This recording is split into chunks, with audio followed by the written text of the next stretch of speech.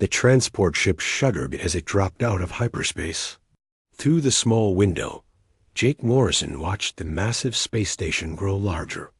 Nexus Prime looked like a giant crystal flower floating in the darkness of space. Its towers reached out in all directions, each one glowing with soft blue light. Jake pressed his hand against the cool metal wall to steady himself. His stomach still felt strange after the long journey from Earth. 3 months of traveling through space to reach this place. 3 months to think about what they were trying to do. First time seeing it? Asked Dr. Lisa Campbell. She floated over to the window next to him. In the low gravity of the transport, everyone moved like they were swimming through air. Yeah, Jake said. It's bigger than I thought it would be. Lisa nodded. She had been studying alien cultures for 15 years, but this was her first time leaving Earth too. Her brown hair was tied back in a simple ponytail, and she wore the same gray uniform as the rest of the team. The Earth Diplomatic Corps had designed the uniforms to look respectful, but not fancy. The records say it took the Kethmori 200 years to build, Lisa said. They carved it out of a single asteroid and grew the crystal structures inside it. Lieutenant Ryan Burke pushed off from the opposite wall and joined them at the window. Impressive, he said. But I bet they never had to build anything while dodging hurricanes and earthquakes. Ryan was a big man with short black hair and calm eyes. He had served in the military for 12 years before joining this mission. Jake had requested him specifically because Ryan stayed cool under pressure. They would need that today. Engineer Amy Chun drifted over from where she had been checking their equipment one last time. The power readings are incredible, she said. That station uses more energy in one day than most Earth cities use in a year. Amy was the youngest member of their team at 28. She had designed the life support systems for the Mars colonies and had volunteered for this mission the day it was announced.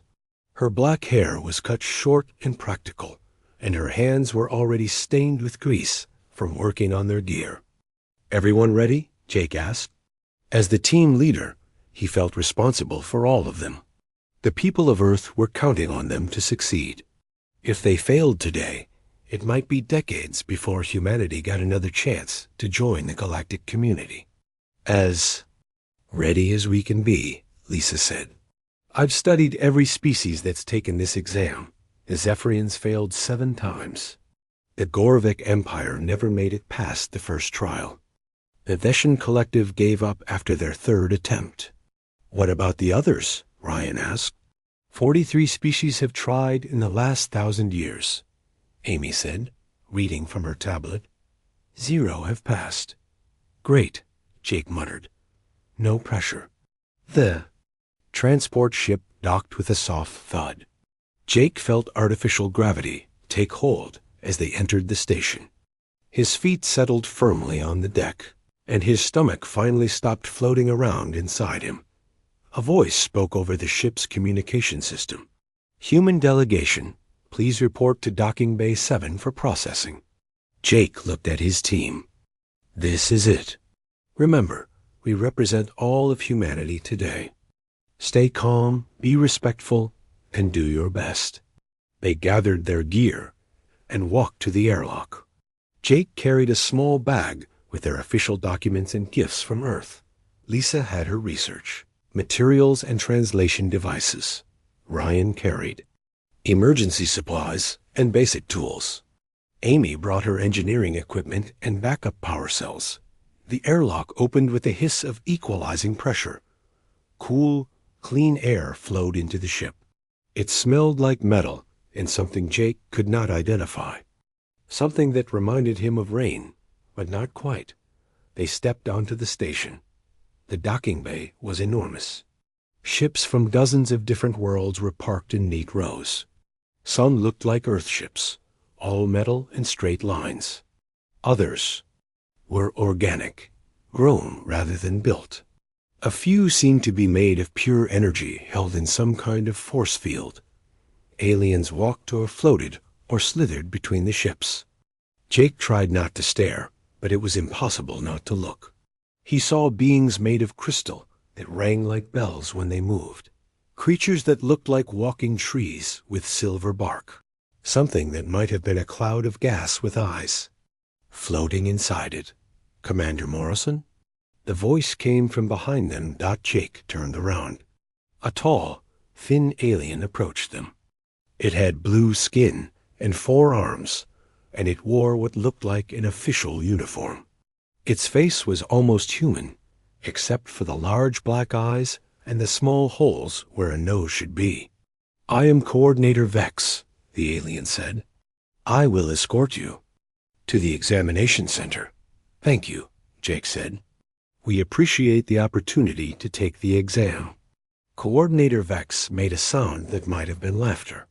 "You should save your thanks until after you meet the examiner. Follow me."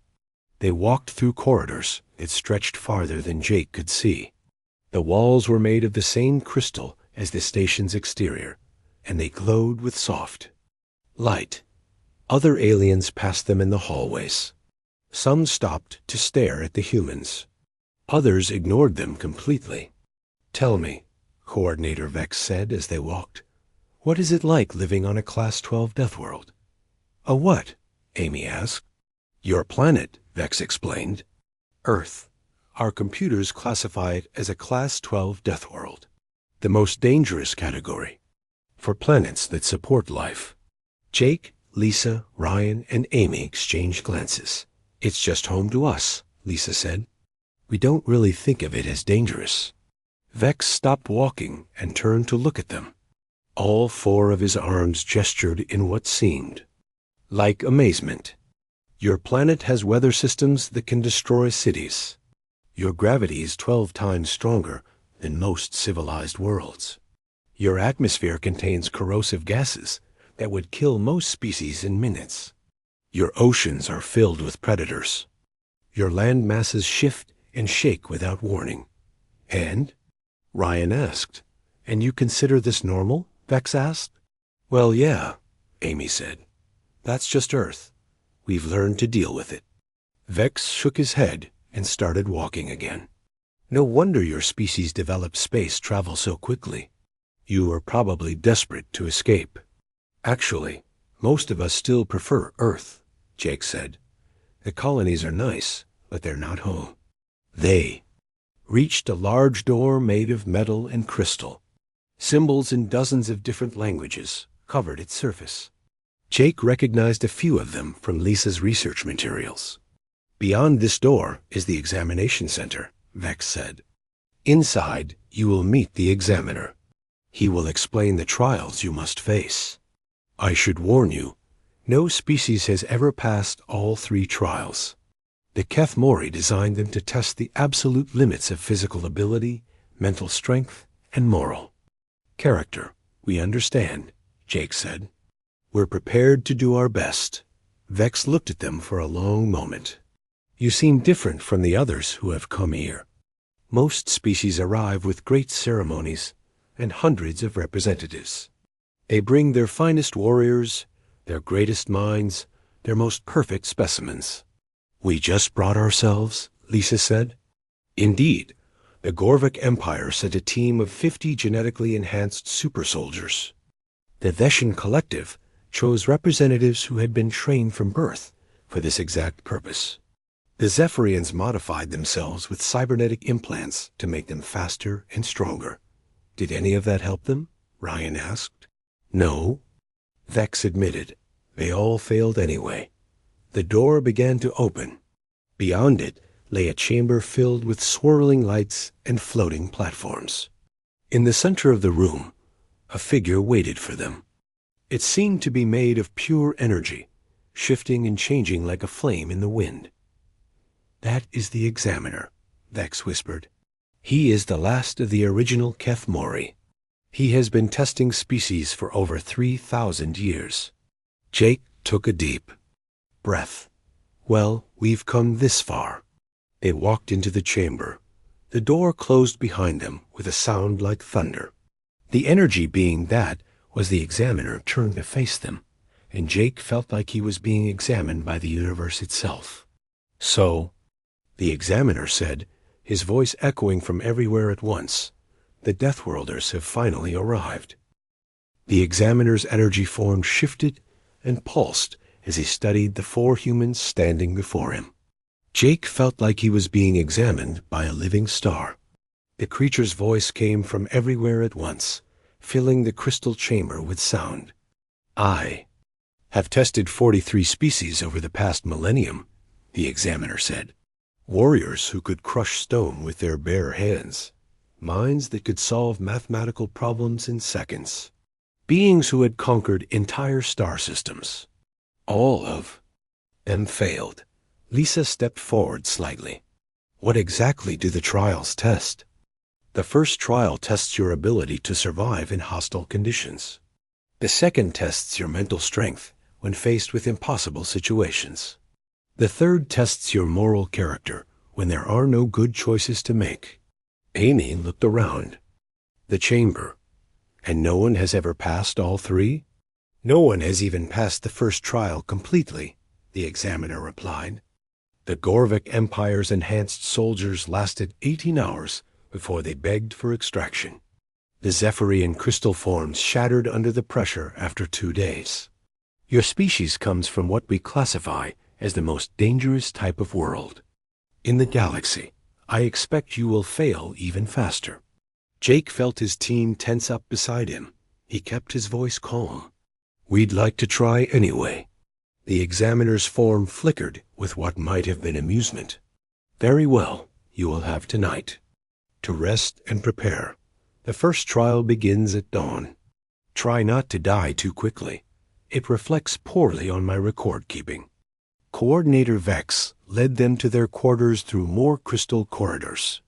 Other aliens they passed whispered and pointed at the humans.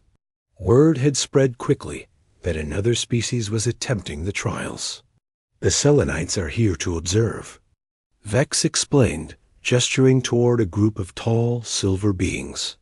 "They failed the exam last year, but they want to see how you do." "That's encouraging," Ryan muttered. Their quarters were simple but comfortable. 4 beds, a table, and a small food preparation area. The walls were transparent crystal, giving them a view of space and the other ships docked at the station. "So, what do we know about this first trial?" Jake asked once they were alone. Lisa pulled out her research tablets. "Based on the records I could access, it takes place in something called the Crucible. It's a massive chamber that can simulate any planetary environment. The trial lasts 72 hours. "What kind of environments?" Amy asked. "Toxic atmospheres, extreme temperatures, dangerous weather, unstable gravity, hostile plant and animal life. The computer randomly selects conditions from what it considers the most challenging planets in the galaxy." Ryan sat on his bed and began checking his equipment. "Sounds like a camping trip." "A deadly camping trip," Lisa corrected. "The atmospheric conditions alone have killed representatives from 12 different species." "What kind of atmospheric conditions?" Jake asked. Lisa read from her tablet. "High concentrations of oxygen, carbon dioxide, and nitrogen. Trace amounts of argon and water vapor. The computer classifies it as highly corrosive to most life forms." The 3 others stared at her. "That's just normal Earth air," Amy said. "I know," Lisa replied. "Which makes me wonder what these other species breathe." They spent the evening reviewing everything they could find about previous attempts. The records showed a pattern. Most species came to the trials with advanced technology, specialized equipment, and years of preparation. They tried to overcome the challenges through superior tools and weapons. "Look at this," Ryan said, reading over Lisa's shoulder. "The Korthax hegemony brought environmental suits that could protect them from anything. The suits failed after 6 hours. The Veshan Collective used genetic modifications to adapt to hostile environments," Amy added. "They lasted 12 hours before the stress killed them." "What about the Gorvak Empire?" Jake asked. They sent their best soldiers with military grade survival gear, Lisa said. The equipment worked fine. The soldiers had mental breakdowns. Jake leaned back in his chair. So it's not just about surviving the physical conditions. No, the trial is designed to break you mentally as well as physically. The computer doesn't just create hostile environments. It creates situations that make you want to give up. The next morning, they were escorted to the Crucible. The chamber was enormous, bigger than most sports stadiums on Earth. The walls, floor, and ceiling were covered in devices that could project any kind of environment imaginable. Other delegations had gathered to watch. The Selenites stood in a group, their silver forms reflecting the chamber's lights. The Korthax representatives sat in meditation poses, their rocky skin barely moving. A group of gas cloud beings floated near the ceiling, their eyes glowing. With interest, attention, the examiner's voice filled the chamber. The first trial will now begin. Candidates must survive for 72 hours in a randomly selected hostile environment. Failure to complete the trial will result in immediate disqualification from the examination process. Jake looked at his team. They had decided not to bring any special equipment. They wore their standard uniforms and carried only basic tools. Most other species had brought containers full of advanced survival gear. Environmental parameters now loading, the examiner announced. The chamber began to change. The air shimmered and shifted. Jake felt the temperature drop suddenly, then rise just as quickly. The gravity seemed to fluctuate, making him feel heavy one moment and light the next. Thick, greenish fog began pouring from vents in the walls. The other delegations watching from outside could see everything through force fields, but inside the chamber, visibility dropped to just a few feet. Atmospheric composition stabilizing, the examiner continued. Temperature range, -40 to +60 degrees Celsius. Gravity variation, 0.5 to 3.0 standard. Atmospheric pressure, 2.7 standard. Chemical composition, oxygen 21%, nitrogen 78%, carbon dioxide 0.04%, water vapor variable. Amy looked confused. That's basically Earth's atmosphere. Precipitation probability, 80%. Wind speed, up to 100 kilometers per hour. Seismic activity, moderate. Biological hazards, present. The fog began to clear, revealing their new environment. They stood in what looked like a twisted forest. Strange trees with purple bark reached toward a dark sky. The ground was covered with plants that seemed to move on their own. In the distance, they could hear sounds that might have been animals. Rain began to fall. The drops hissed when they hit the ground, and smoke rose from where they landed. Acid. Rain, Lisa observed. That could be a problem. Jake watched the other trial participants. There were 6 other groups attempting the trial this time. The Selenites had immediately activated personal force fields around themselves. The Korthax had formed a defensive circle and were chanting in low voices. A group of insect-like beings had started digging into the ground to create shelter. So what's our plan? Ryan asked. Jake looked around. The acid rain was getting heavier, but it didn't seem as dangerous as the examiner had implied.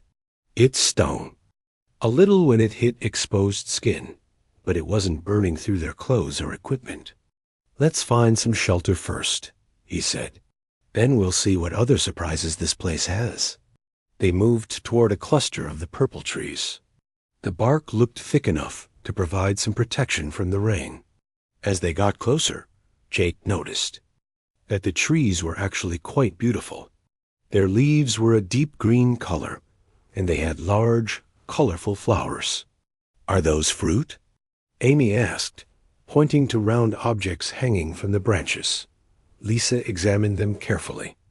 They look like fruit. but I wouldn't recommend eating anything here without testing it first. They found a spot between 3 large trees where the branches formed a natural canopy. The acid rain barely penetrated through the leaves. Jake began, gathering fallen branches to make a simple shelter. "This isn't so bad," he said. That was when the ground started shaking. The earthquake wasn't particularly strong by Earth standards. Maybe a 5 on the Richter scale. But around them, they could hear other trial participants screaming in panic. "Earthquake protocols," Ryan called out automatically. "Drop, cover, and hold on." They crouched down and held onto the tree trunks until the shaking stopped. When it was over, Jake looked around to see how the other groups were doing. The Selenites were huddled together, their force fields flickering. The Korthax had broken their circle and were scattered across the clearing. 2 of the insect-like beings were trapped in their collapsed burrow. "That was a minor tremor," Amy said. "Why are they so upset?" "I don't think their worlds have earthquakes," Lisa replied. "They don't know how to deal with unstable ground." The trial continued. Over the next several hours, the environment threw everything it could at them. The temperature swung from freezing to sweltering. The gravity changed without warning, sometimes making them feel like they weighed nothing, other times pressing them to the ground.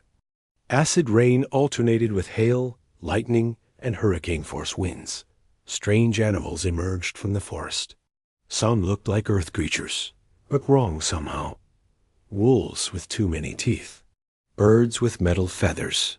Something that might have been a bear if bears were twice as big and had poisonous claws. Jake and his team dealt with each challenge as it came. When the temperature dropped, they built a fire. When it got too hot, they found shade. When dangerous animals appeared, the second trial chamber looked completely different from the crucible. It was a simple white room with no windows or decorations. The walls, floor, and ceiling were all made of the same smooth, white material. There were no environmental controls. No dangerous plants or animals, no extreme weather conditions. "This looks peaceful," Amy said as they entered the chamber. The examiner's energy form appeared before them. "The second trial tests mental resilience. You will face situations designed to challenge your psychological stability. Many species have suffered permanent mental damage during this trial." Jake noticed that there were no other alien delegations watching this time. Where is everyone else? "Observing the mental trial is forbidden," the examiner explained. "What happens in this chamber is private to each species. The psychological stress could affect observers as well as participants." "What exactly will we face?" Lisa asked. "Your deepest fears, your greatest failures, situations that have no good solutions. The trial will continue until you either complete all scenarios or suffer complete mental breakdown." Ryan crossed his arms. "How do we know when we've completed all the scenarios?" "You will know," the examiner said. "Begin." The white room disappeared. Jake found himself standing in his childhood home in Ohio. Everything looked exactly as he remembered it. The old couch where his father used to watch football. The kitchen table where his mother served dinner every night. The family photos on the wall, but something was wrong. The house was empty and cold. Dust covered everything. Through the windows, he could see that the neighborhood was abandoned. Cars sat rusted in driveways. Grass grew wild in the yards. "Hello?" Jake called out. His voice echoed in the empty house. A figure appeared in the doorway. It was his father, but older than Jake had ever seen him. His dad's hair was completely white, and his face was lined with worry. "You left us," his father sighed. "You went off to space and left us all behind. Your mother cried every night, wondering if you were ever coming home." Jake felt a stab of guilt. This wasn't real. He knew that. But it felt real. "Dad, I had to go. It was important for humanity." "More important than your family?" his father asked. "Look around, son. Look what happened while you were gone." Jake looked through the window again. Now he could see graves in the backyard. 3 simple headstones with familiar names carved on them. "They're gone, Jake. They all died waiting for you to come home. And for what? So you could play diplomat with aliens who don't care about us." The pain in Jake's chest felt like a physical weight. He knew this was a simulation, but the emotions were real. The fear that he had chosen wrong, the guilt over leaving Earth behind, the worry that this mission was pointless. But then he remembered something his real father had told him the day he left for space. "Son, sometimes you have to leave home to protect home.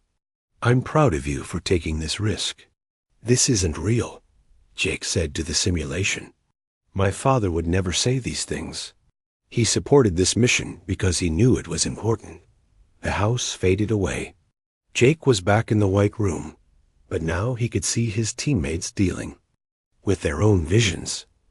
Lisa stood frozen in place, staring at something only she could see. Tears ran down her face. "I'm sorry," she whispered. "I'm so sorry I failed you." Jake wanted to help her, but he couldn't move. His own vision was starting again. This time he was in a meeting room. Around the table sat the leaders of Earth's government. They all looked angry and disappointed. "Your mission was a complete failure," said the Secretary General.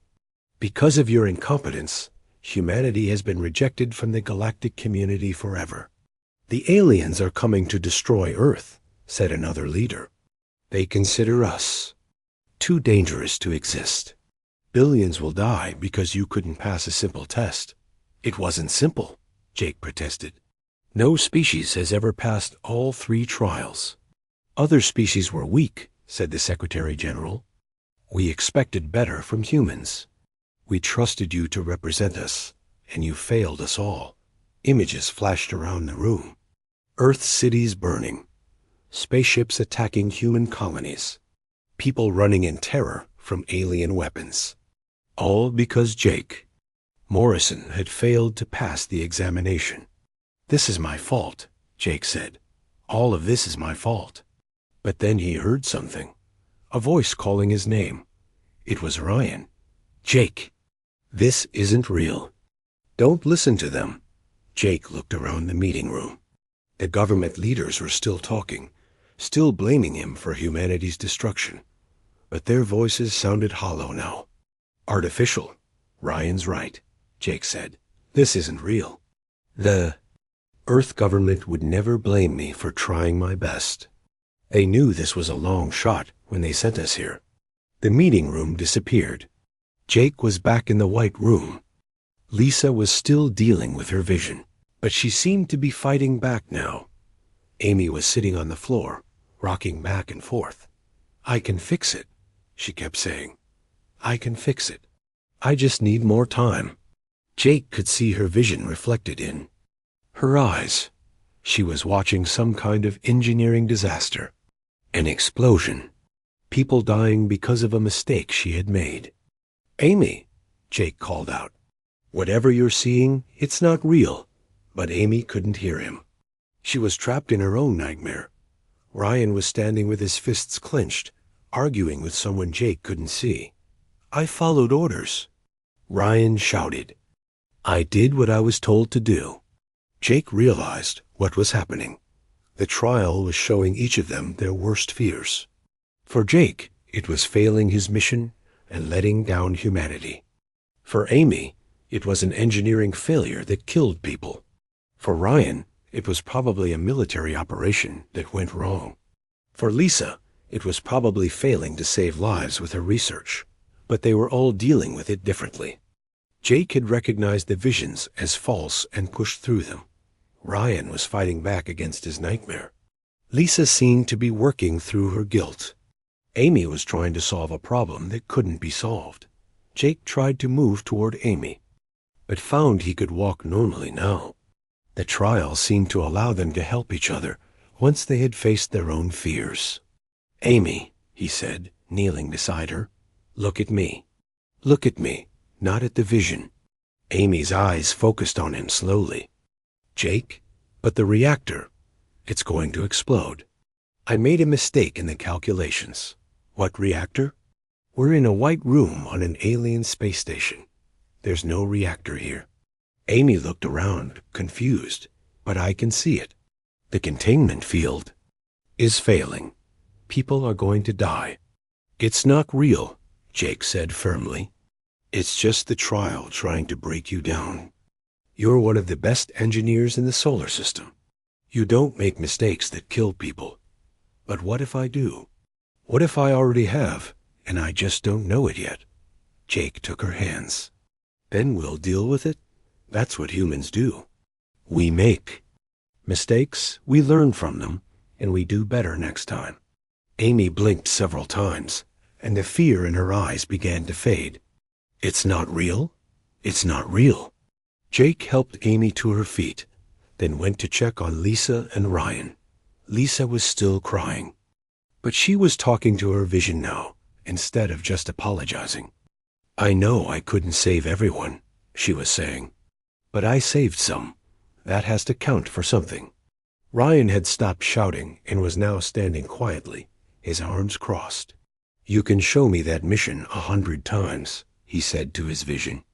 I'll always make the same choice. I saved my squad. That's what mattered. One by one, they overcame their personal nightmares. But the trial wasn't finished with them yet. The white room changed again. Now they were all together, but they were standing in the ruins of a city.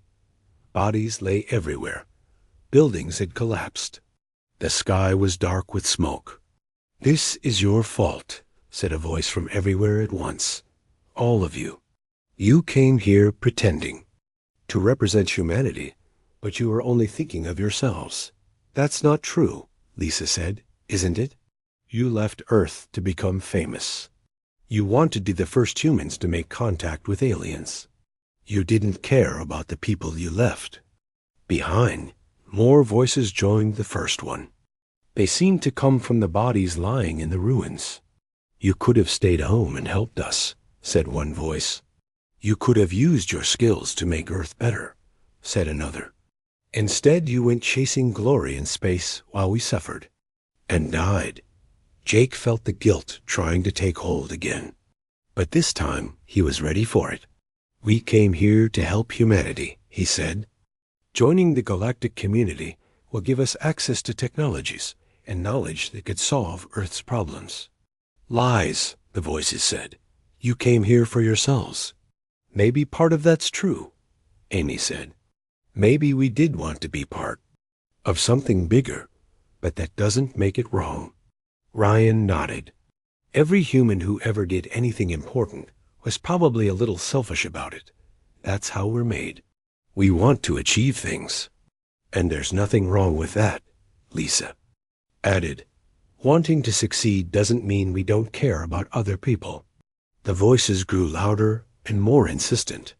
They accused the humans of abandoning Earth, of caring more about aliens than their own species, of being traitors to humanity. But the four teammates stood together and faced the accusations. They admitted their flaws and fears without letting those feelings destroy them. Yes, we're selfish sometimes, Jake said. Yes, we make mistakes. Yes, we're scared of failing. But we're still here. We're still trying. That's what makes us human. The ruined city began to fade. The accusing voices grew quieter. The third trial chamber was larger than the previous two. It looked like a command center from a science fiction movie. Screens covered the walls, showing star maps, ship locations, and streams of data. Control panels with blinking lights stretched across the room. In the center sat 4 chairs arranged around a circular table with a holographic display. The examiner appeared before them as they entered. His energy form seemed more solid today, more focused. This is the final trial, he said. It has broken every species that reached this point. The challenge is simple to understand, but impossible to solve correctly. Jake and his team took their positions around the central table. The holographic display showed what looked like a space station, but much larger than Nexus Prime. "You are now the commanders of Emergency Station Alpha," the examiner explained. "It is a refugee station in a war zone. 1,000 civilians from various species have taken shelter there. Your job is to keep them alive." "That doesn't sound impossible," Amy said. "The station's life support systems are failing," the examiner continued. "You cannot repair them. The escape pods are damaged beyond repair. No rescue ships can reach you in time. You have 72 hours before total system failure." Lisa studied the displays around them. "So we need to find a way to evacuate 1,000 people with no working escape pods and no rescue ships?" "That is one option, but there are others." The holographic display changed. Now it showed several smaller ships approaching the station. "These are military vessels from both sides of the war," the examiner said. "Each faction has offered to rescue some of the refugees. The Federation will take 500 humans and leave the rest to die. The Empire will take 300 of their own citizens and execute the others as enemy combatants. The neutral coalition will take 200 mixed refugees, but their ship is already overloaded and might not survive the journey." Jake felt a cold weight in his stomach. "So no matter what we choose, people die." "Correct. This is the nature of the impossible trial. There is no solution that saves everyone. Previous species have attempted various approaches. Some tried to find perfect solutions and collapsed when they realized none existed. Others chose to save the largest number and were destroyed by guilt over those they abandoned. A few refused to choose at all and watched everyone die." Ryan was studying the tactical displays. "What about fighting? Can we defend the station? The station has no weapons." The refugee ships that brought people here were all unarmed civilian vessels. "You have no military capability. Can we negotiate with the warring factions?" Lisa asked. "You may try, but our records show that both sides are committed to their positions. The war has been going on for decades. Neither side trusts the other or any neutral parties." Amy was examining the technical readouts.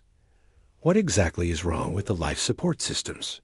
"Multiple cascade failures. Atmospheric processors offline. Power grid destabilizing. Waste recycling systems backing up. The station is essentially dying. But these readings show we still have basic functionality for several days," Amy said. "And there are spare parts in storage. The spare parts are incompatible with the failing systems. Previous engineering teams from 12 different species have confirmed that repairs are impossible." Jake looked at his teammates. They were all studying different aspects of the problem, but he could see the same determination in their eyes that he felt in himself. "Okay," Jake said. "Let's start with what we can control. Amy, how long can we actually stretch the life support? Give me a minute to run through these systems." Amy's fingers flew over the control panels. "The main atmospheric processor is dying, but we have 3 backup units. If I reroute power from non-essential systems and run them in sequence instead of parallel, I can probably buy us another day or 2. "That's not solving the fundamental problem," the examiner pointed out. "Maybe not, but it gives us more time to work with," Amy replied. "Time is always valuable." Lisa was studying the refugee data. "These population numbers are interesting. It says here that most of the refugees have useful skills. Engineers, doctors, pilots, technicians.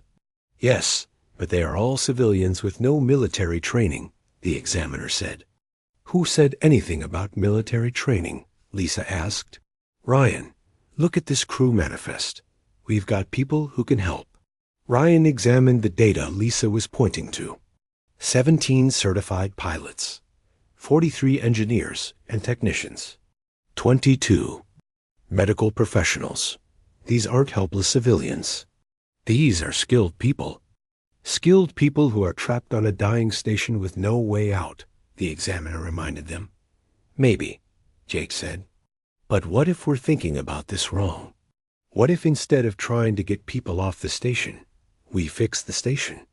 I have already explained that the systems cannot be repaired. You said the spare parts are incompatible, Amy said. But incompatible doesn't mean useless. It just means they won't work the way they're supposed to work. The examiner's energy form flickered. What are you suggesting?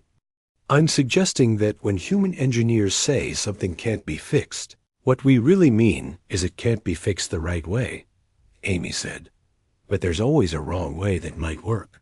Jake was beginning to understand. You want to jury-rig the entire life support system. Why not? We've got skilled engineers from multiple species. Each species probably has different approaches to the same problems. If we combine their knowledge with some creative thinking, that's not how proper engineering works, the examiner protested. No, it's not, Amy agreed. It's how human engineering works. Ryan was already pulling up personnel files. Lisa, help me identify people with the right skills. Jake, we need to start organizing work teams. This is highly irregular, the examiner said. Previous species focused on the evacuation options. Because that's what you presented as the only choices, Jake said. But humans are really good at finding third options. Over the next several hours, they threw themselves into the work. Jake contacted the refugee leaders and explained their plan. Lisa organized the technical teams by specialization. Ryan coordinated security and logistics.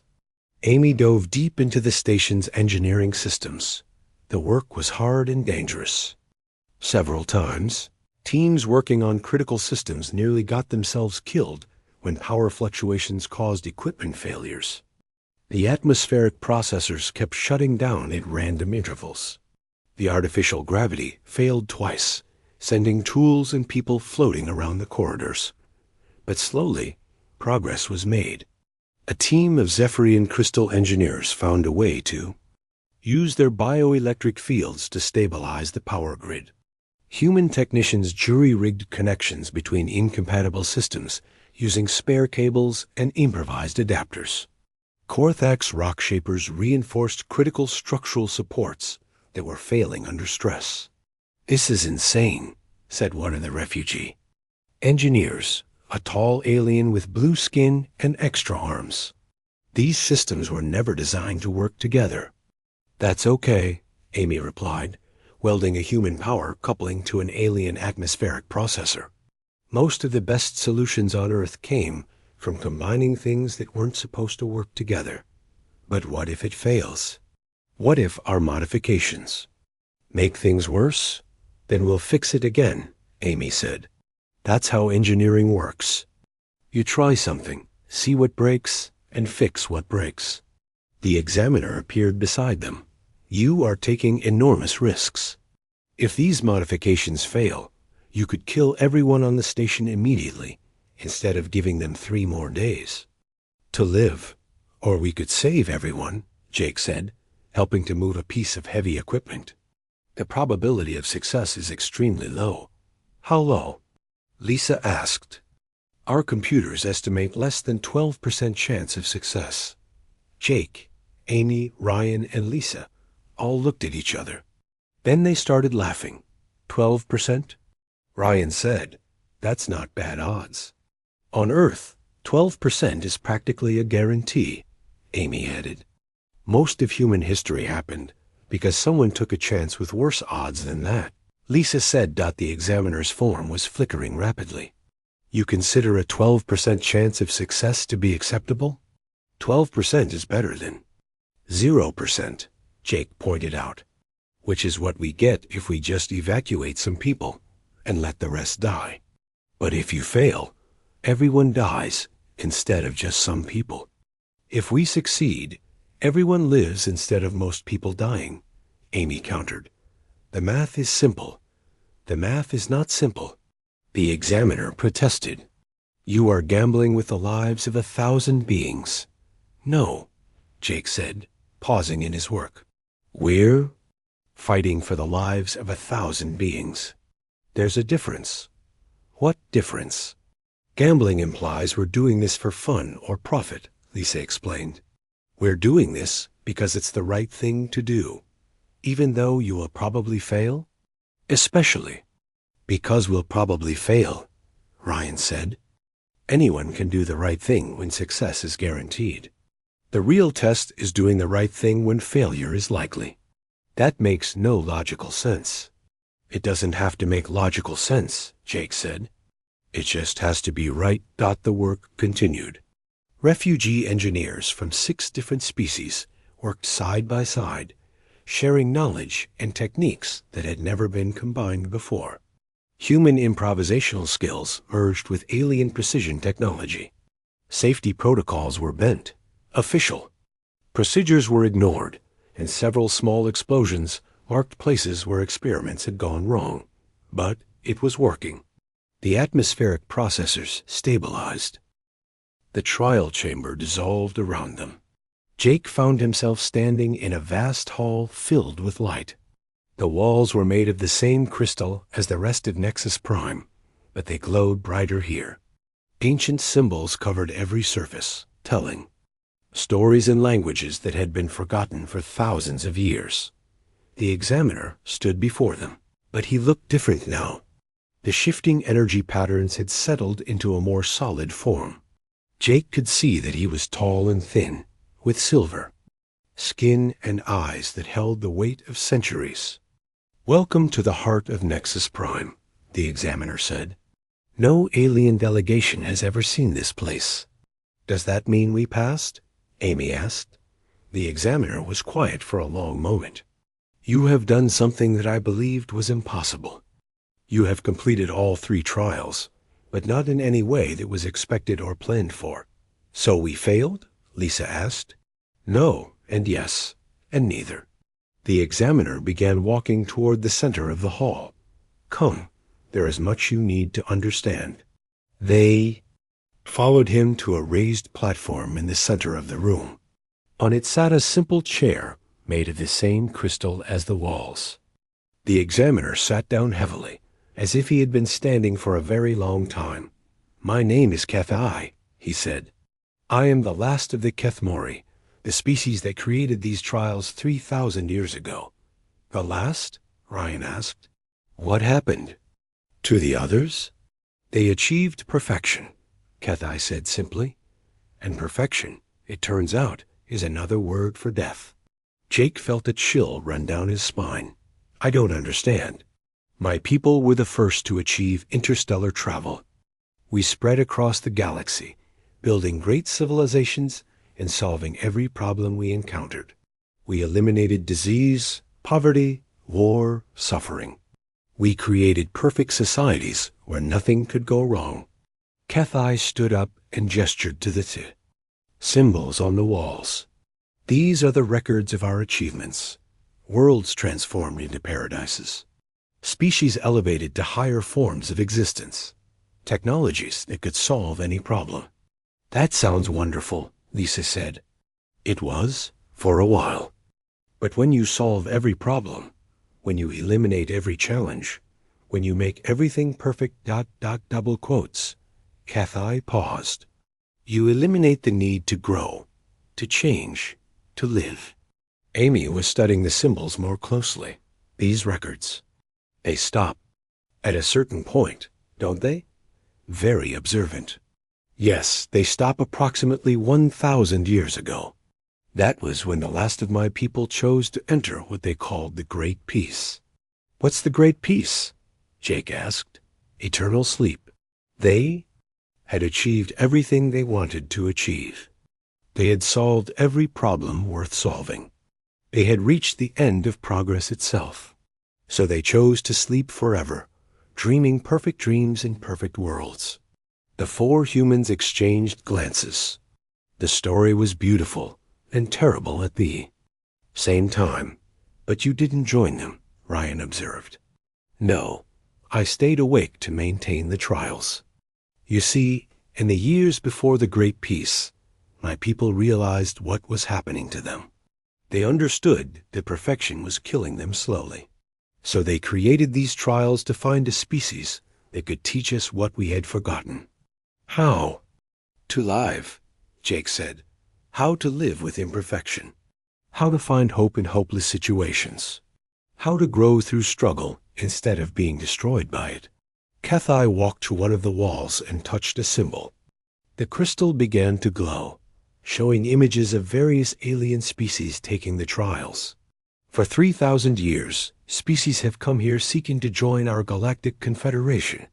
They all tried to impress us with their perfection, their technology, their society, their military might. They wanted to prove they were worthy of joining a perfect civilization. But that's not what you are looking for, Amy said. No, we were looking for a species that was beautifully, chaotically, wonderfully imperfect. A species that could fail and keep trying. That could face impossible odds and find new solutions. That could bring life back to a galaxy that had become too perfect to live. More images appeared on the walls. The Gorvek Empire's perfect soldiers collapsing under stress. The Zephyrian crystal forms shattering when they couldn't adapt. The Veshan collective giving up when their genetic modifications failed. They all tried to be what they thought we wanted, Kethai said. Strong, perfect, worthy. None of them understood that we were looking for something else entirely. What were you looking for? Lisa asked. Kethai smiled. It was the first time Jake had seen him show genuine emotion. Teachers, he said. We were looking for teachers who could remind us how to live. But we failed your trials, Jake pointed out. By your own standards, we didn't pass. By the standards written into the trials, yes, you failed. You survived the physical trial too easily. You overcame the mental trial by accepting your flaws instead of transcending them. You solved the moral trial by refusing to accept that it was unsolvable. So we failed, Ryan said. You failed to be perfect, Kethai agreed. And in failing to be perfect, you succeeded in being alive. The images on the walls changed again. Now they showed scenes from Earth, cities bustling with activity, people working together to solve problems, scientists making discoveries through trial and error, engineers building things that shouldn't work but did anyway. Your species calls your world a death world, Kethai said. But I see it differently. I see a world that teaches life in all its messy, complicated, beautiful forms. It's definitely messy, Amy said. Yes, and that messiness is what we lost. We solved chaos and called it progress. We eliminated uncertainty and called it wisdom. We removed all challenges and called it perfection. Kethai touched another symbol. The walls showed images of Kethmori's cities. They were beautiful beyond description, but somehow cold and empty. Perfect cities for perfect people living perfect lives, he said. And slowly, generation by generation, we stopped growing, stopped changing, stopped living. Is there a way to wake them up? Lisa asked. Your people, perhaps. If they had a reason to wake up. If they had something new to learn, new challenges to face, new problems to solve. Jake was beginning to understand. You want us to help you wake up your entire species. I want you to help me try. It may not work. They may choose to remain in their perfect dreams forever. But for the first time in 1,000 years, I have hope that it might be possible. What would we need to do? Amy asked. Be yourselves. Bring your wonderful, chaotic, imperfect way of life to a galaxy that has forgotten how to live. Show other species that failure isn't the end of the world. That struggle can lead to growth. That imperfection can be beautiful. Ryan was studying the tactical implications. What about the other species? The ones that have been rejected from the Confederation? They could try again, with human teachers to show them that they don't need to be perfect to be worthy. Teachers, Jake repeated. We came here hoping to join your civilization, and you want us to help remake it. Your civilization and ours, together. A galactic community that values growth over perfection. That chooses life over safety. That finds strength in diversity instead of unity and conformity. The four humans looked at each other. It was a bigger responsibility than any of them had. Imagined, what if we mess it up? Amy asked. What if we make things worse instead of better? Kethai laughed.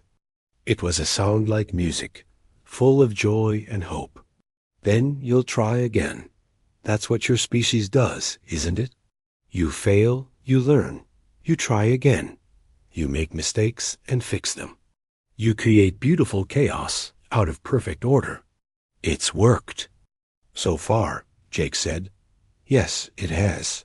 And now you have the chance to teach that approach to an entire galaxy. Kethai stood up and gestured toward a doorway that hadn't been there before.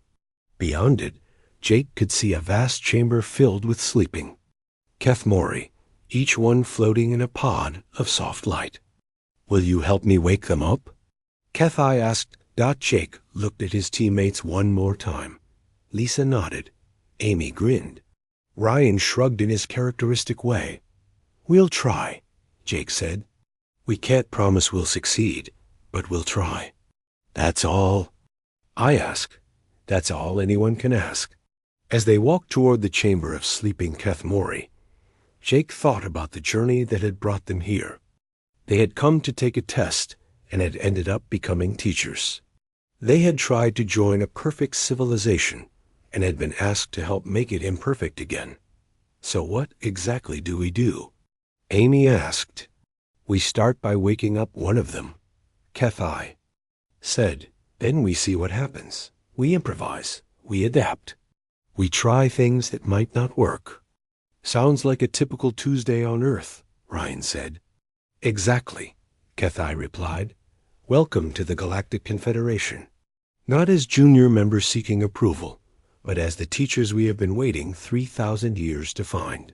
Jake looked out through the crystal walls at the stars beyond. Somewhere out there, 43 species were wondering why they had been rejected from the galactic community. Soon, they would have the chance to try again. Not as perfect beings seeking to join a perfect civilization, but as imperfect creatures learning to live together in an imperfect universe. Just another day at the office, he said with a smile. And somewhere in the vast reaches of space, the galaxy prepared to learn its first lesson in the curriculum of the Deathworld. How to fail and try again. How to struggle and grow. How to live as if every day was both an ending and a beginning. The humans had failed the examination by every measure that mattered to a perfect civilization.